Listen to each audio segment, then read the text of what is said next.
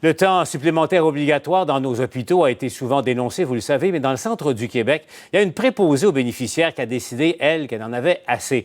Mais Amélie, elle a refusé de rester au boulot après son quart de travail et elle en paye le prix. Oui, et c'est une préposée aux bénéficiaires du centre d'hébergement du Chêne à Victoriaville.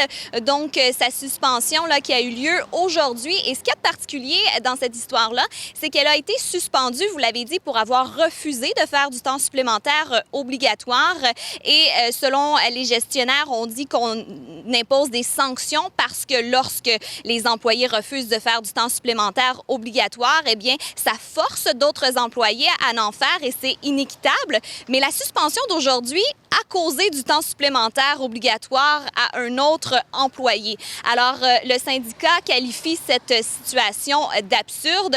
Le syndicat qui en profite également là, pour souligner que trop souvent, on a encore affaire à du temps supplémentaire obligatoire et qu'il y aurait beaucoup de sanctions présentement en Mauricie et centre du Québec. Si on regarde seulement les mesures, les lettres au dossier, on a au-dessus d'une centaine de membres qui ont reçu des lettres comme ça. On a environ 3 personnes à Victoriaville qui ont eu des journées de suspension, une à Shawinigan, selon notre enquête préliminaire. Donc, on doit stopper ça. Du côté du CIUS Mauricie et Centre du Québec, on n'a pas commenté ce cas précis. Par contre, on a expliqué qu'il y a une gradation dans les sanctions. Donc, c'est d'abord une lettre au dossier pour ensuite, plus tard, se rendre à une suspension. Et également, là, on a rappelé que le but n'est jamais d'ajouter du temps supplémentaire obligatoire. Évidemment, ça, c'est une situation qui est très regrettable.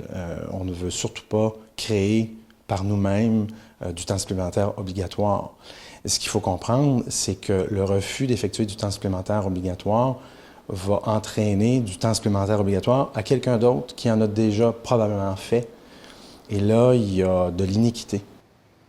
Et au cabinet de la ministre de la Santé, on nous a souligné que la ministre McCann est déterminée à abolir le temps supplémentaire obligatoire et que d'ailleurs, lors du dernier budget, il y a 200 millions de dollars qui ont été consentis pour embaucher plus d'employés dans le système de la santé.